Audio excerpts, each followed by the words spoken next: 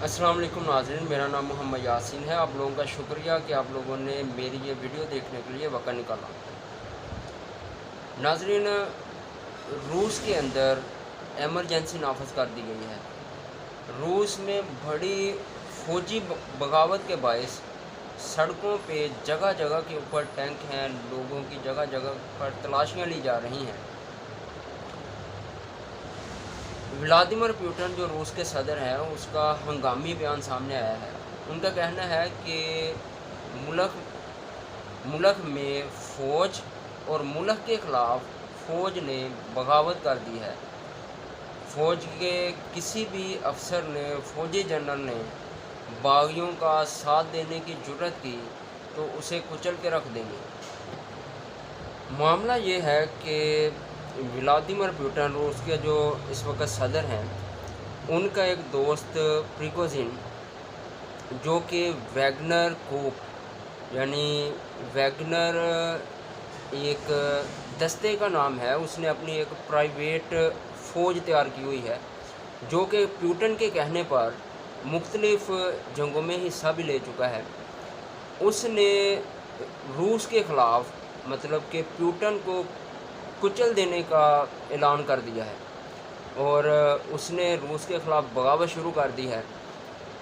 ये वही प्रिगोजिन है जो 2019 में लीबिया के ख़िलाफ़ रूस की तरफ से लड़ा था। ऐसे ही 2015 और 2022 में भी रूस के साथ देते हुए ये मुख्तलिफ़ ममालिक के साथ इसने जंग में हिस्सा लिया और रूस को जो है वो फ़तह। नाज़रीन, ये जो प्राइवेट मिलिट्री है, ये पैसे लेती है और पैसे लेके मुख्तलिफ़ जंगों में ये हिस्सा लेते हैं और जिस मुल्क की तरफ से ये लड़ रहे हैं उनको फ़तह दिलवाने की कोशिश करते हैं। तो अब ये जो मौजूदा रूस और यूक्रेन की जंग चल रही थी, इसमें भी ये रूस की तरफ से यूक्रेन के साथ लड़ रहे थे। तो जब अब लड़ाई जो है यानी जो रूस है वो फ़तह के करीब है, तो अचानक से ही ये जो वैगनर ग्रुप है, जिसमें 35,000 इनके वैगनर फ़ौजी हैं, इन्होंने रूस के ख़िलाफ़ बगावत शुरू कर दी है और पुतिन को कुचल देने का ऐलान किया है। अब बात करते हैं कि ये जो वैगनर ग्रुप है, ये इस वक्त कितना ताकतवर है, क्योंकि ये रूस की तरफ से यूक्रेन के साथ लड़ रहा था। तो रूस ने इनको काफ़ी जो असला है, ऐसे ही जो टेक्निकल चीज़ें हैं वो प्रोवाइड की होंगी। और नंबर 2 के जो अमेरिकन फ़ौज के लोग हैं या यूरोपियन लोग हैं, वो भी अब इस वैगनर ग्रुप में शामिल होंगे, तो ये बहुत स्ट्रॉन्ग हो जाएगा और जो लड़ाई है उसको मुकम्मल तौर पर अब रूस में मुंतकिल कर दिया गया है। कुछ ऐसे है कि पुतिन ने बेलारूस के अंदर मिसाइल तैनात करने का ऑर्डर दे दिया था और इसके ऊपर उसने दस्तखत भी कर दिए थे।